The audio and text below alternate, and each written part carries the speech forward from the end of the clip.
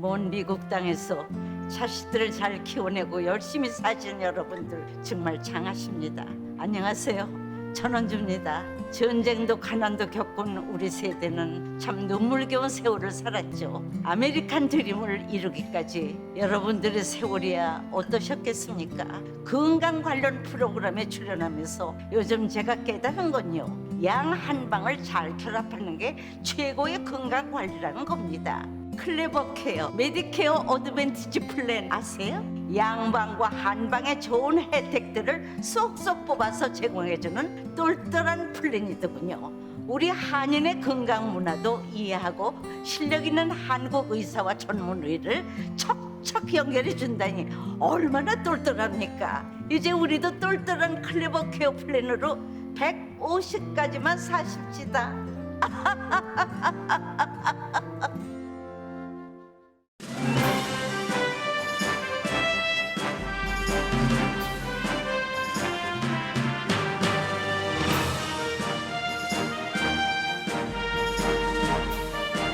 기분 좋은 10월, 여러분의 웃음이 한 달 내내 가득하시길 바랍니다. 강혜신의 오늘의 미국.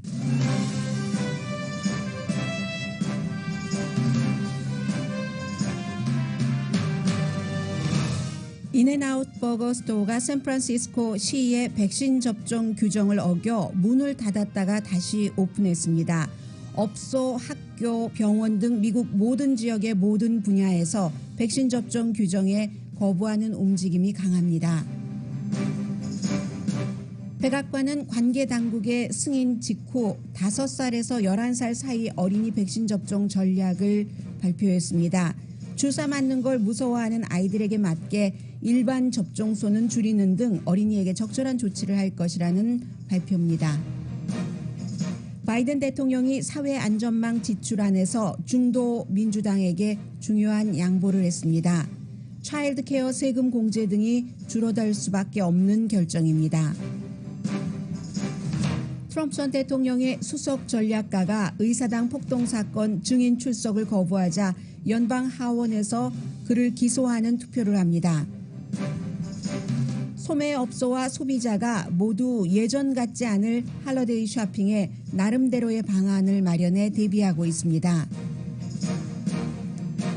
페이스북은 나쁜 이미지를 바꾸고 도약한다는 뜻에서 회사 이름을 바꿉니다. 다음 주에 바꾸는데 여러분들께서 사용하고 계시는 페이스북 이름은 그대로고 홀딩 회사 이름만 바뀝니다. 미국인과 캐나다인 선교사 17명을 납치한 IT갱단이 한 사람당 100만 달러씩의 몸값을 요구합니다. 여러분 안녕하십니까? 오늘의 미국 강혜신입니다. 네, 저희 라디오 서울 방송을 미국 각 지역에서 또 뭐 한국이나 세계에서 듣고 계시기 때문에 특히 미국에서는 이 코로나 바이러스 백신 접종에 관해서 시나 카운티나 아니면 뭐 주정부의 여러 가지 입장이 굉장히 다르기 때문에 시차별로 적용은 됩니다. 로스앤젤레스 시와 로스앤젤레스 카운티도 이제 11월이면은 식당, 실내 식당에 여러분들께서 들어가시려면은 백신을 접종받았다는 것을 증명을 하셔야 됩니다.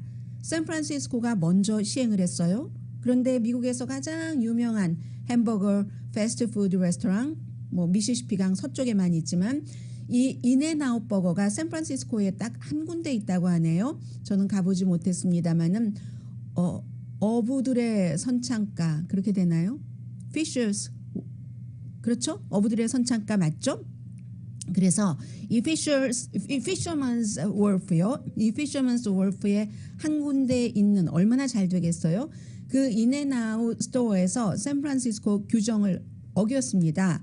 그것도 한 번이 아니라 계속 이제 사람들한테 제보가 오고 하는데도 이건 이제 업주의 입장이죠. 이 인앤아웃 버거는 볼드윈 파크에서 1948년도에 만들어져서 지금은 이제 3대째 가족, 패밀리 사업으로 운영되는데 손녀딸이 하고 있습니다. 사주의 결정일 겁니다. 이게 아니 무슨 시당국에서 우리는 시당국뿐만이 아니라 어떠한 당국의 백신 접종 같은 것을 강요하는 그 같은 규정에 반대한다. 그건 비합리적이고 지금 인앤아웃 버거의 입장을 말씀드리겠습니다. 비합리적이고 아니 업소에서 손님을 뭐 이 손님 저 손님을 가려서 받느냐, 우리는 싫다. 그리고 또 손님에게 백신 접종 카드를 보여달라고 하는 그 과정에서 우리 직원들의 안전도 염려가 되고 하면서 계속 직원들이 시의 규정을 어기고 백신 접종 카드를 확인하지 않았습니다. 그래서 10월 14일에 문을 닫게 했다고 하네요. 다시 오픈을 하기는 했습니다.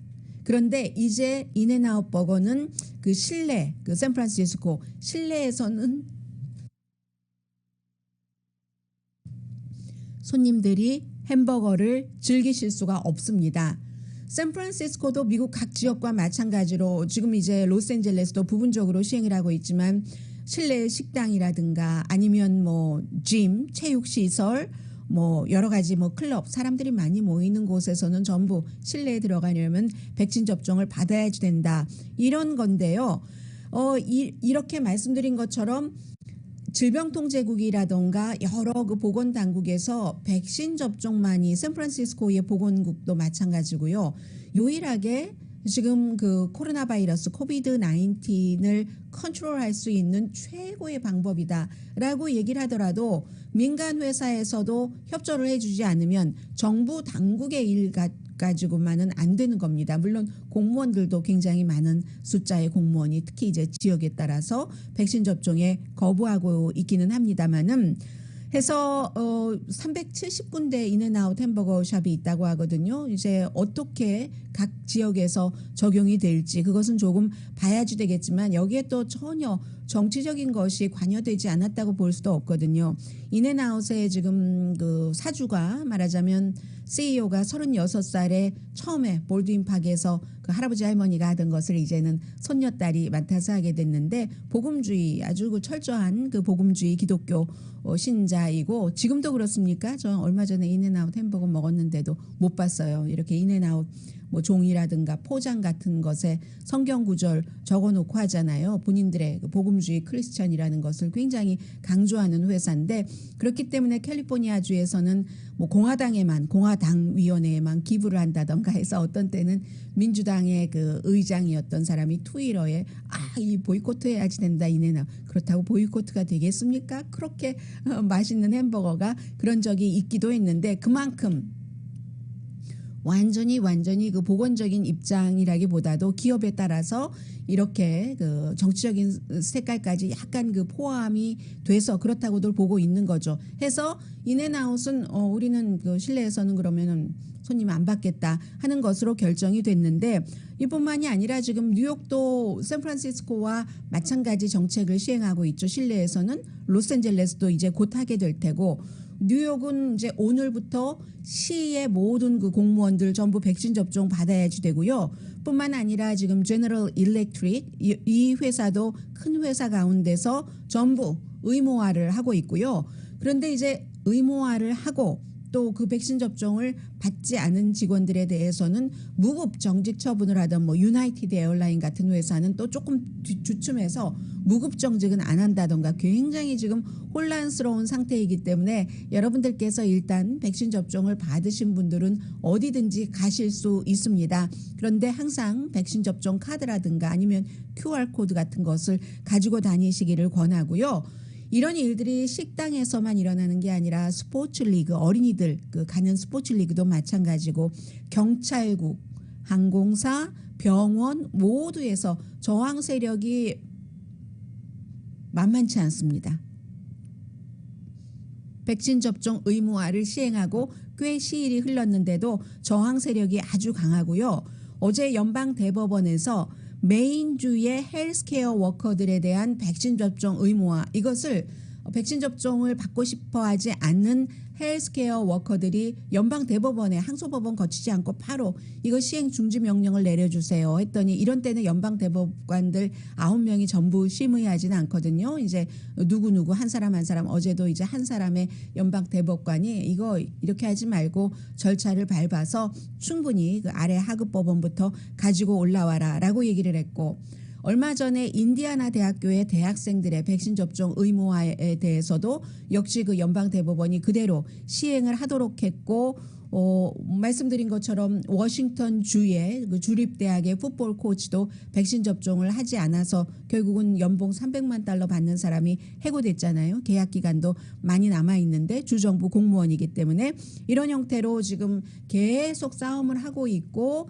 사는 지역에 따라서 백신에 대한 인식이 상당히 다른 것도 별로 큰 차이가 없습니다. 물론 정치적으로는 공화당, 그리고 인종적으로는 아프리칸 아메리칸이나 라티노 가운데서 개인적으로는 백신 접종을 받는 사람이 조금 늘어난 건 사실입니다. 왜냐하면 주변에서 너무 많이 보니까.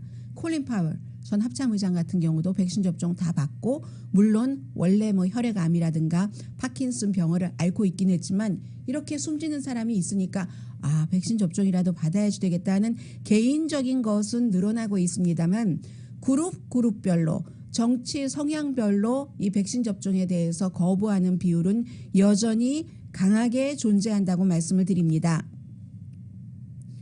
백악관이요, 지금 어린아이들에 대해서 백신 접종하는 것을 어떤 구체적인 안을 내놨거든요. 아직까지 그 질병통제국이나 식품의약국에서 5살에서 11살까지 어린이에게 백신 접종을 허용하진 않았습니다.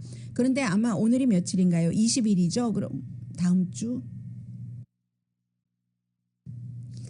26일로 예정이 돼 있거든요. 이 미팅에서 관계 당국은 결정을 할 테고, 결정이 되면은 부모님들부터 이제 설득을 해야지 되는, 기다리는 부모님들도 계세요. 우리 아이가 안전하게 학교에 다니게 하기 위해서. 그러나 우리 아이에게 무슨 백신 접종, 어린 아이에게 이렇게 생각하시는 부모님들도 계시거든요. 그러니까 백악관에서는 보건복지부를 앞세워서 여러 가지 부모들을 진정시키는 이 같은 홍보, 이해시키고 뭐 안내하고 하는 그런 것들도 있고, 그리고 일단 어린아이들은 그 파이저 앤 바이오엔텍 접종을 시킨답니다. 아직 어린아이들은 모더나가 제일 강하다고는 하지만 뭐 그렇게까지 그 저항력이 약하지는 않으니까. 그리고 또 연방 정부에서 이미 이 파이저 앤 바이오엔텍에 선 주문해 놓은 것이 굉장히 많잖아요. 그러니까 그렇게 소비를 하는 것으로 보여집니다만은 12살에서 15살 사이 어린이들과는 조금 다르게 접근을 합니다. 5살에서 11살 하면은 더 어리죠. 더 어린 아이들은 주사 맞는 거 너무 싫어해요.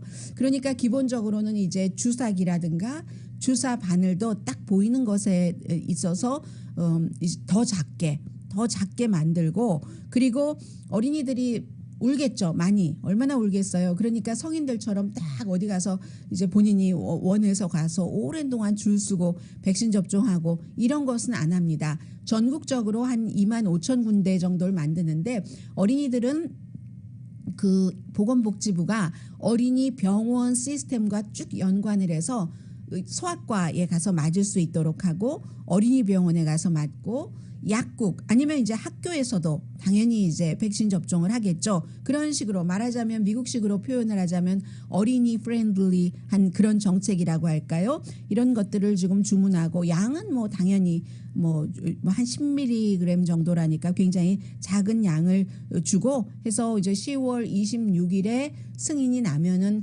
바로 11월부터는 5살에서 11살까지의 어린이들에게도 백신 접종이 이제 뭐 당연히 보장이 될 것 같고요.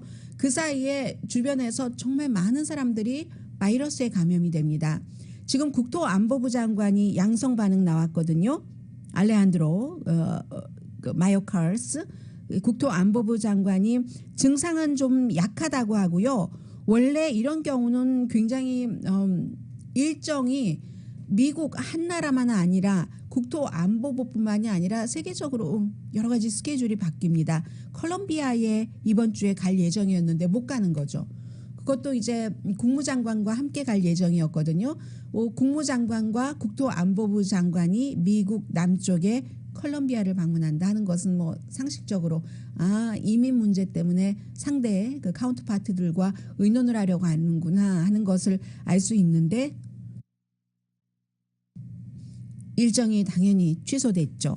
그리고 팍스 뉴스의 닐 카부토 앵커 양성 반응입니다. 물 좀 마실게요.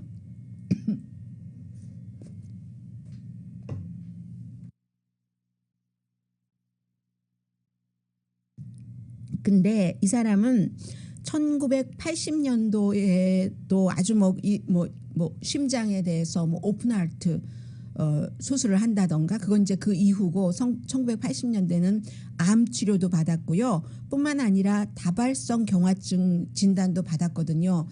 그리고도 뭐 당연히 백신 접종 받았죠. 그런데도 지금 양성 반응 나왔고 어제 CNN 방송에 존 킹이라고 별 표정이 없는 백악관 출입 기자도 있고 하는 이 존 킹도 본인도 다발성 경화증이다. 내가 나의 건강 상태를 처음으로 이렇게 얘기를 하는데 다발성 경화증인데 뭐 양성 반응이라는 건 아니고요. 우리 그 CNN 방송에서 나랑 같이 일하고 있는 그 동료들이 직원들이 스태프들이 전부 백신 접종을 받아줘서 얼마나 고마운지 모르겠다. 왜냐하면 이렇게 병을 앓고 있는 사람들은 면역력이 약해지잖아요. 본인은 할 수 있는 것을 다 했어도 그렇기 때문에 이제 이런 상태에 계속 일어나고 있고 콜린 파월 전 국무장관이 생각이 나고요. 브라질 의회에서는 브라질 대통령이 하도 코로나 바이러스에 대해서 정말로 막가파식의 이런 정책을 쓴다 해서 범죄, 이거 인도주의적인 차원에서 대통령이 범죄를 저지르고 있다. 그러한 어떤 그 결의안 같은 것을 만드는 것을 준비하고 있고요. 그리고 영국에서 델타 변이 바이러스가 인도와 함께 가장 먼저 가장 아주 크게 확산이 됐었는데 델타 플러스라는 변이 바이러스가 또 발견이 됐답니다. 아직까지는 뭐 크게 걱정할 정도는 아니지만 일단 전문가들은 모두 델타 바이러스가 먼저 일어났었던 국가이기 때문에 델타 변이 플러스 바이러스가 일어난 영국 주시하고 있습니다.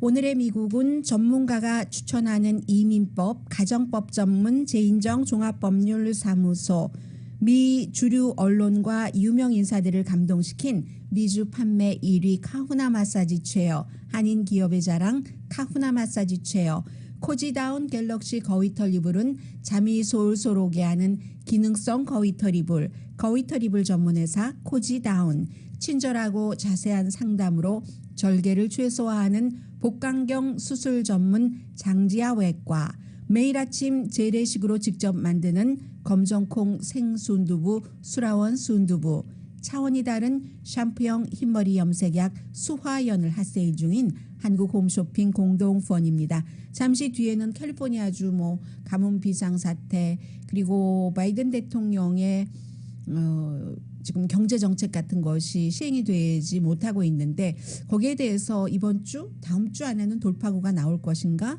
하는 내용 트럼프 전 대통령에 관한 뉴스도 있고요. 잠시 뒤에 전해드립니다.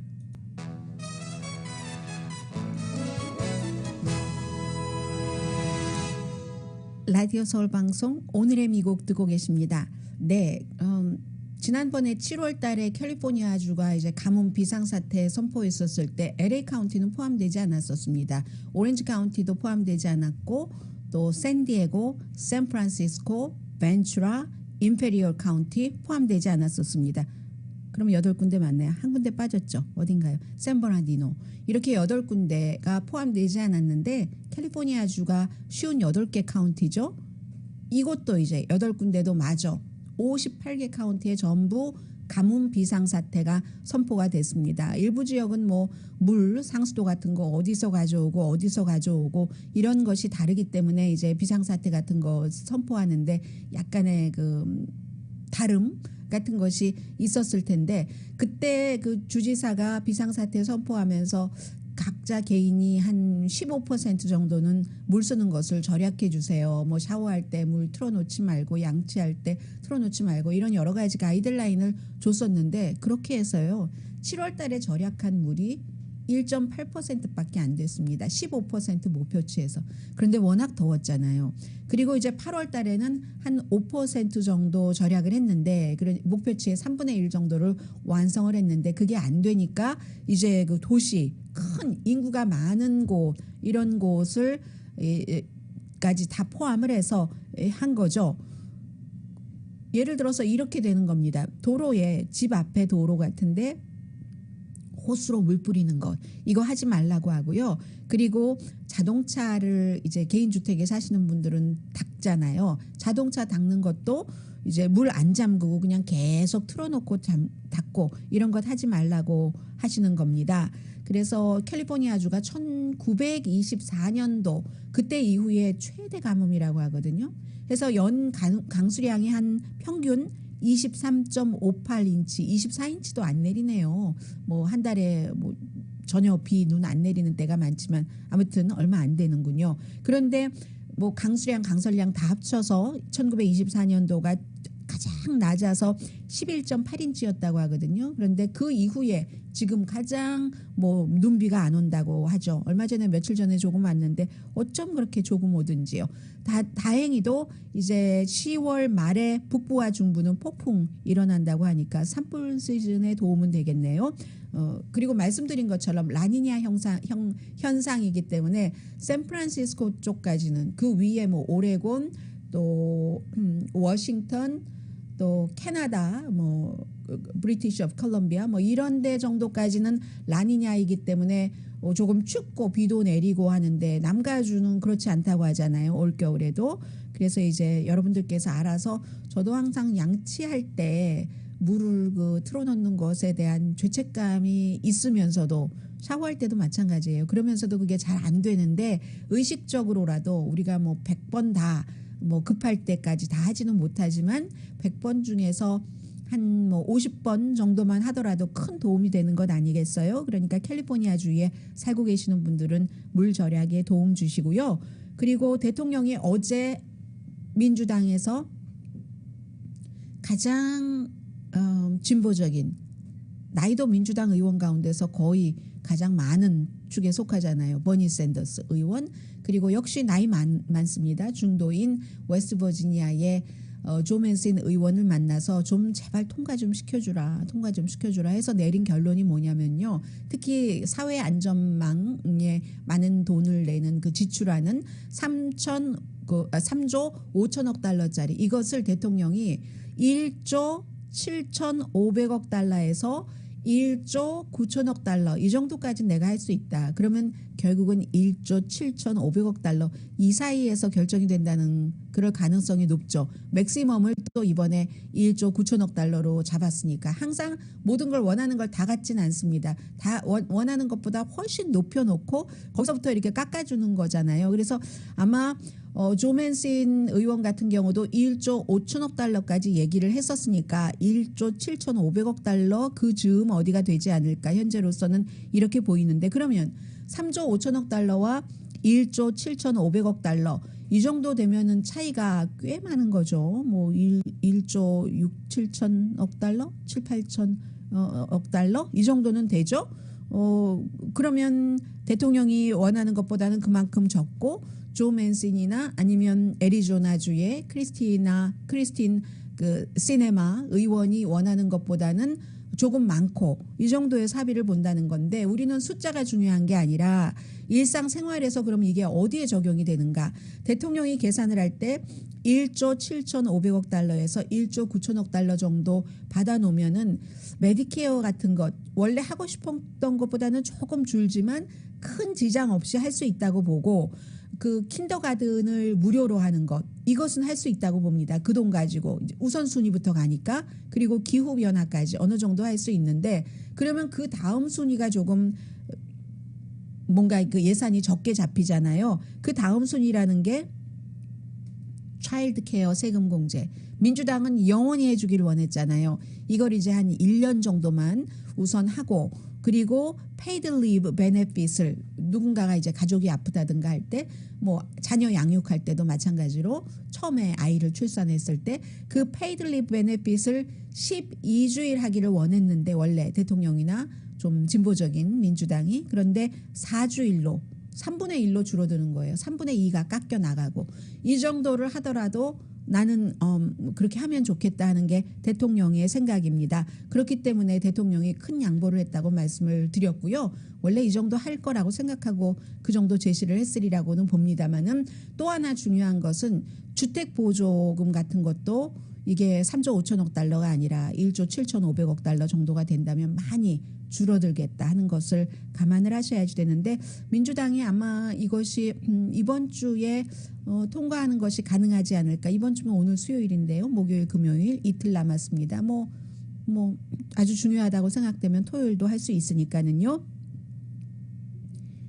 그리고 일반인들에게는 크게 큰 관심을 받지는 못하지만 역사적으로 굉장히 중요한 그 의사당 폭동 사건에 대해서 의사당 그 특별위원회가 민주당 의원 7명, 공화당 의원 2명으로 구성이 돼서 지금 조사를 하고 있습니다. 과연 배후에 누가 있었는가? 누가 있어서 얼만큼의 영향을 미쳤는가? 지금 민주당에서는 트럼프 전 대통령이 뒤에 있었다고 믿고 조사를 하는 것이고 공화당의 조사위원 2명으로 들어간 사람도 마찬가지고 나머지 상당수의 공화당의 정치인들은 그렇게 사실 여부와 상관없이 그게 그렇지 않게 공화당 정치인이 개입되지 않았다 하는 것을 원하는 상태에서 조사를 하고 있는 것이고 이것이 역사적으로 클리어가 되지 않으면 안 된다라는 것이 이제 그 민주당 의원들의 생각이고 공화당 의원들은 덮고 가자. 이미 지나간 것 덮고 가자 하는 생각인데 그저 덮어질 것 같지는 않고요. 스티브 배넌이라는 대통령의 수석 전략가가 지난주에 의회 소환장을 받고도 출석하지 않았습니다.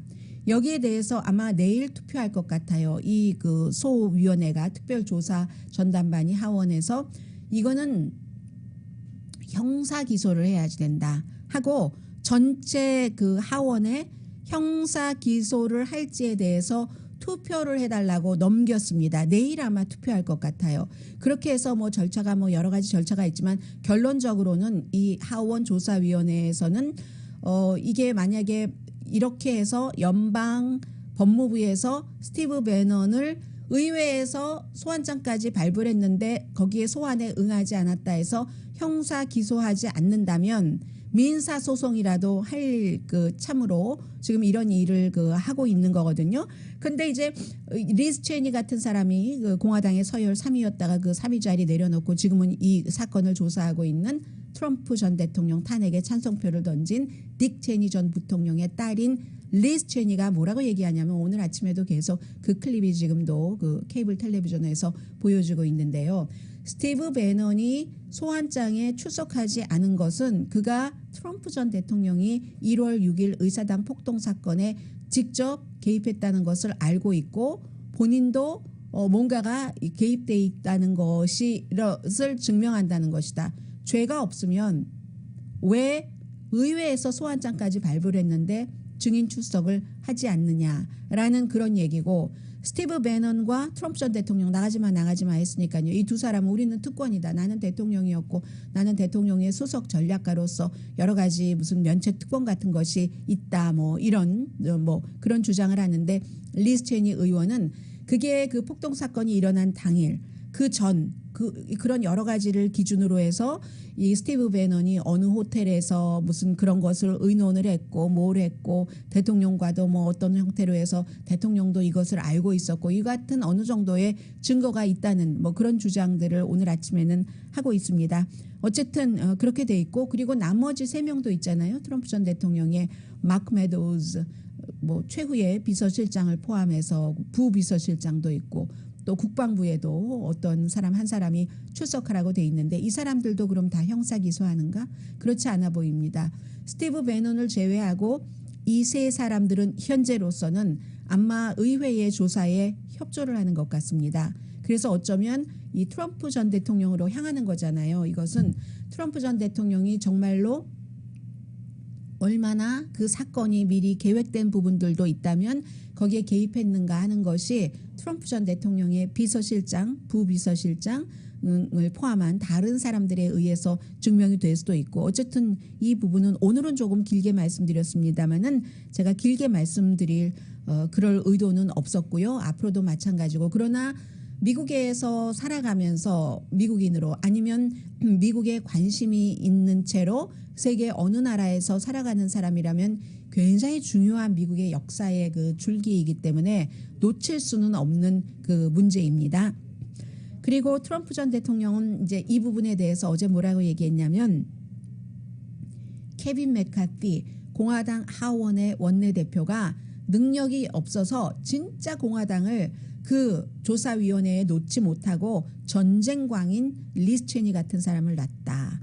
뭐 이렇게 비난을 했습니다. 트럼프 전 대통령은 케빈 맥카티와 또 서로 필요할 때는 친하다가 아니면 본인 마음에 들지 않으면 이렇게 가차없이 그냥 그 비난을 해버립니다. 뿐만이 아니라 이 내용보다도 어제 그 트럼프 전 대통령이 했었던 성명서를 그 스테이트먼트에서 발표를 했는데 그게 사실은 굉장히 세계적으로 주목을 받았습니다. 사람이 숨졌어요. 콜린 파웰이 숨지고 공화당 민주당 할 것 없이 많이 그를 그 오점도 있었지만 어떻게 84세나 살았는데 공직자 생활을 수십 년 했는데 군인 생활을 수십 년 했는데 아무런 오점이 없겠어요. 가시 아닌데. 오점이 있었을 때 실수를 시인한 그런 것들이 더 중요하고 실수하지 않으려고 노력하는 것이 중요하고 실수하지 않을 수 있는 능력이 중요한 것이고 그럼에도 불구하고 인간은 실수를 하게 돼 있고 숨졌습니다. 그럴 때 대체적인 인생을 봐서 공화당에서도 민주당에서도 그와 뜻을 같이 했었던 사람 다르게 했었던 모든 사람들이 그를 추도할 때 트럼프 전 대통령이 한 얘기가 있습니다. 뭐라고 얘기하냐면 wonderful. 그런 것을 보는 것은 원더풀하다. 이 콜린 파월 전 국무장관이 빅 실수를 얼마나 많이 했는데 그런 것 다 제쳐두고 가짜 매체들이 그 콜린 파웰을 뷰티풀한 그런 인생으로 묘사하는 것이 원더풀. 이때의 원더풀은 좋다 하는 원더풀은 아니고 정말 놀랄 노짜다. 뭐 이런 뜻이잖아요. 놀랍다는 놀랄 노짜다. 그러면서 but anyway 뭐 그냥 편히 쉬시길 이렇게 얘기하고 썸데이에 그 매체들이 나도 이렇게 뷰티풀리하게 묘사를 해줬으면 좋겠다라고 얘기를 해서 야 사람이 숨진 지 하루가 됐는데 전 대통령이 이렇게까지 꼭 성명서를 발표를 해야지 되는가 뭐 이런 얘기들을 했습니다. 물론 어제 오늘의 미국에서도 콜린 파월 전 국무장관의 죽음을 대하는 그런 그를 평가하는 기준이 다 다르다고는 말씀드렸습니다. 특히 나라 밖에서는 이라크에서는 왜냐하면 그가 실수한 살상 무기가 있다 유엔 연설을 통해서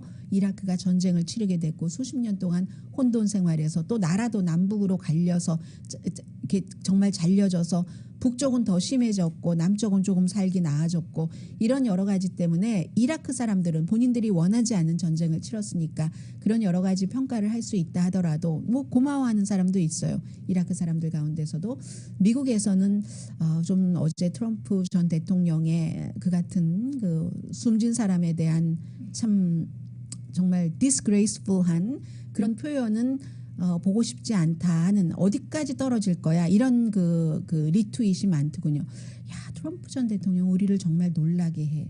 어디까지 떨어질 수 있을까? 뭐 이런 모습이요. 아무튼 이런 모습들이 있고 잠시 뒤에 경제 뉴스 전해드립니다.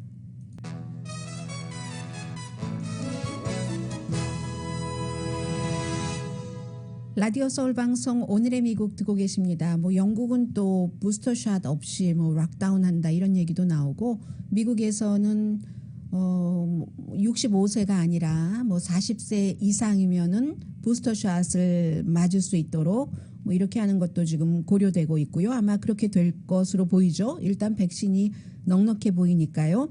모든 것들이 지금 전부 이 팬데믹 코로나 바이러스 때문에 그런데 지금 말씀드리려고 하는 경제 문제에 있어서도요. 주문한 할러데이 상품이 오지 않을까 봐 걱정하시는 분들 너무 많으시죠. 여러분들만의 걱정이 아니라 43%의 미국 그 소매업소라든가 아니면 어쨌든 주문해서 물건을 받아야지 되는 그런 주체 비즈니스 업주들은 걱정한답니다. 이건 내가 원래 받기로 한 날짜에 물건을 받지 못할 거야. 연기될 것으로 이미 각오를 하고 있는 분들이 43%나 된답니다. 이런 것들이요. 물론 뭐 항구 문제도 있지만 기본적으로 정확하게 지금 숫자 나온 것을 보면은 물류 대란이 없어지려면 트럭 기사가 8만 명이 있어야 된답니다. 지금 롱비치 항구에 이어서 로스앤젤레스 항구도 일주일에 7일 24시간 오픈을 하지만 그래도 물류 대란이 풀리지 않고 있잖아요. 이게 거기에 뭐 컨테이너가 뭐 170 몇 개 정도가 그대로 묶여 있다고 하죠. 딱 해놨으면 트럭 기사들이 또 밖으로 이렇게 가져 나가줘야 되는데 8만 명이 모자란답니다. 팬데믹이 생기기 이전에도 이미 6만 1,500명이 모자랐답니다. 이게 미국 트러킹 회사 그 CEO인 크리스 스피어라는 분이 요즘에 언론과 인터뷰를 가장 많이 하고 계시던데 그분이 그 협회의 자료를 인용을 해서 말씀을 하신 겁니다. 그러니까 팬데믹 이전보다도 30% 정도는 더 많아야지 지금 여러 가지로 유지가 된다는 건데 결론은 8만 명이 모자란다는 겁니다. 그리고 미국의 그 경제 상품을 그 결국은 항구에서부터 아니면 뭐 비행장에서 육로에서 이렇게 다 운반하는 게 71%가 트럭이 담당을 해줘야지 되는데 이게 안 되니까 뭐 물류 대란이 계속 날 수밖에 없다는 것이고 바이든 대통령의 이 어떤 그 기간 산업안 이런 것에 다 이런 것을 없애기 위한 그 준비하는 비용도 들어가 있는데 지금 이렇게 항구에서부터 어디까지 물건을 실어 나르는 트럭 기사가 되려면 나이가 21살 이상이어야지 됩니다. 그런데 지금 트럭 기사 협회에서는 너무 트럭 기사가 모자라니까 완전히 고단한 상태에서 운전하고 하는 경우가 많죠. 그럼 뭐 여러 가지 부작용들이 또 일어나요. 사고가 나고 보험료가 올라가고 그렇기 때문에 18살이 아니라 21살이 아니라 18살에서 20살 사이 젊은이들도 트럭 기사가 될 수 있도록 운전면허증을 획득할 수 있도록 훈련을 시켜야 된다는 겁니다. 그런 것은 일종의 기간 산업이기 때문에 정부가 투자를 해야지 된다. 이런 얘기 지금 굉장히 많이 나오고 있고요. 앞서 43%는 제때 받지 못할 것 같아 하고 걱정을 한다고 말씀을 드렸는데 64%는요. 그보다 더 합니다. 아니 받기는 받나? 취소되는 것 아니야? 뭐 이런 형태의 걱정을 하시는 분들이 굉장히 많고요. 따라서 물건을 주문할 때 43%는 다른 해 할러데이 때보다 할러데이 물건 준비할 때보다 미리 주문을 하셨답니다. 지난해보다 43%가 3월 달에 주문하신 분들도 계시대요. 이 할러데이 그 쇼핑 아이템 같은 것을. 그러니까 이런 경우는 미리 주문하니까 그 당시에 돈도 좀 넉넉했어야지 된다는 것이고 뭐 지불을 해야지 되는 지불금이 있으면 그리고 신상품도 보지 못하고 4월 달 5월 달에 신상품이 나올 수도 있잖아요. 보지 못하고 그래도 없는 것보다 낫다 해서 준비하신 분들이 굉장히 많다고 하고요. 나중에 너무 급해지면 뭐 비행기로 들여와야 되고 하니까 그런 것에 대비해서 그랬다고 하고 소비자들도 마찬가지입니다. 쇼핑을 39%가 나는 일찍 시작하겠어요. 68%는 소비자요. 땡스기빙 이전에 11월의 네 번째 목요일 이전에 쇼핑 크리스마스 것까지 시작을 한다고 했고 43%는 지금 10월 말이잖아요. 벌써 쇼핑을 시작을 하셨네요. 이런 분들은 당연히 지난해보다 더 많아진 퍼센테이지고요. 각자 다 알아서 뭐 살아가는 거죠. 그렇게 되는 것. 그리고 페이스북이 회사 이름 바꾼다고 하니까 그럼 페이스북이 나 페이스북 그 이렇게 큰 대문 프론트 페이지에 그것도 바뀌나? 뭐 이렇게 생각하시는 분들이 계신데 그건 아니고요. 회사 이름 페이스북이라는 것을 페이스북 아래 이름도 페이스북이었는데 페이스북 아래 뭐 인스타그램도 있고 뭐 왓츠앱도 있고 뭐 또 다른 것도 있고 하잖아요. 그래서 이 페이스북이라는 회사 홀딩 회사 이름을 바꾼다는 겁니다. 잘 뭐든지 다 좋으면 왜 바꾸겠어요. 잘 안 되니까 브랜드를 정당만 이름을 바꾸는 게 아니에요. 페이스북도 지금까지 계속 가장 최근에는 내부 고발자가 의회에서 어린이 안전 같은 건 생각도 안 하고 돈만 벌려고 해요. 막 이렇게 고발하고 그랬잖아요. 그런 것들도 있고 독점한다는 여러 이미지를 해서 이제 그 바꾸는데 이것도 지금까지는 소셜 자이언트 소셜 미디어다 이런 것에서 한 가치가 1조 달러 정도 되는 더 미래로 한 단계를 더 올라가서 날마다 지금 28억 명이 사용을 하고 있는데 주식값도 올해 25%가 올랐어요. 전부 팬데믹 때문이죠. 직원이 뭐 굉장히 많고 호라이즌 뭐 이렇게 이런 비슷하게 하지 않을까라고 얘기하는데 그건 뭐 별로 중요한 것 같지는 않고요. 아무튼 소셜 미디어보다는 사이버 공간에 대한 일반 사람들의 인식이 많이 부족하다고 이 페이스북 측에서는 얘기를 하는데 인터넷을 통한 가상 공간은 가상 공간인데 가상과 현실이 뭐 겹쳐질 수도 있고 아무튼 지금까지의 소셜 미디어보다 한 단계 더 올라가는 그런 것 인터넷을 통한 가상 공간, 가상 현실 이런 형태로 회사 이미지를 바꾼다는 겁니다. 그래서 다음 주에 있을 10월 28일이죠. 페이스북 연례 컨퍼런스에서 이렇게 바꾼다고 하는데 항상 이렇게 도약하는 단계가 있는 것 같아요. 개인도 그렇고 회사도 그렇고 개인의 경우는 휴가를 딱 지내고 와서 내가 휴가 때 모두 생각하고 휴식도 있지만 한 단계 높아져야지 하고 본인이 생각하고 있던 한 가지를 적용을 한다던가 이런 식의 페이스북의 타이밍입니다. 잠시 뒤에 여러 뉴스 브리핑 해드립니다.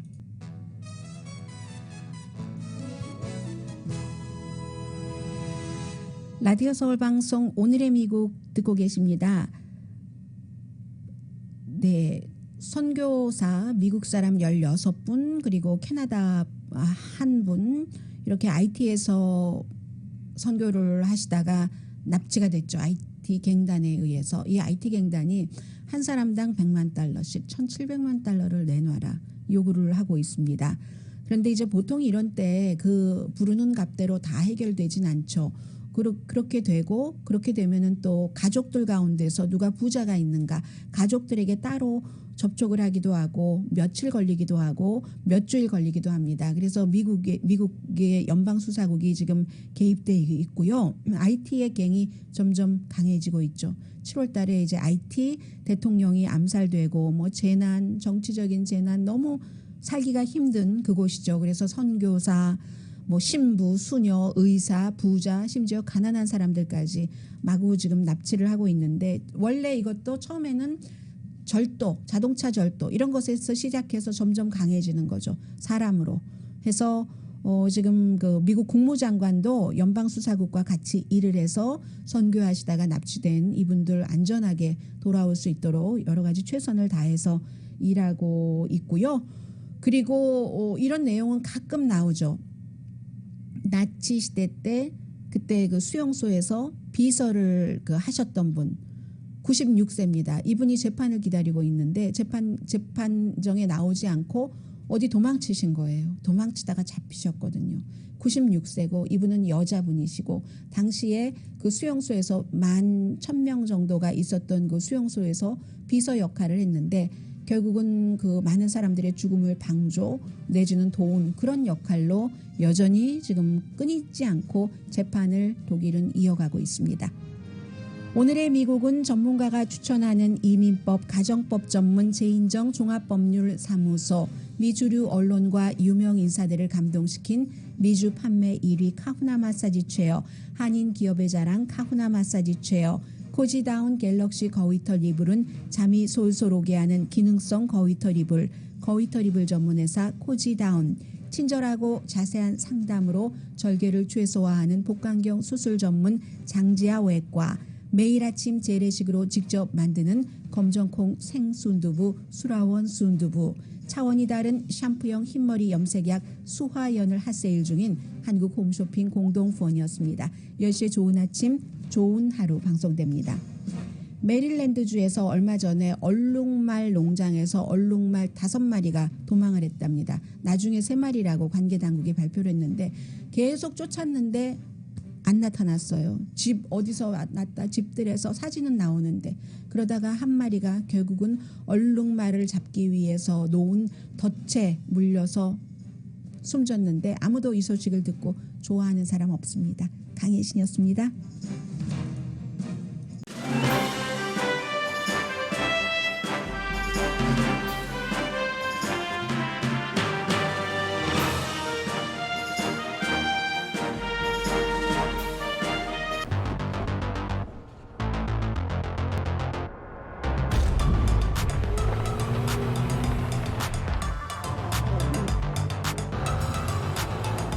가득 실으세요. 원하는 건 무엇이든 초대형 그림도 거뜬하죠. 언제나 기아 카니발 MPV는 자신 있게 말합니다. 당신의 다음 도전은 무엇인가요? 기아 카니발 MPV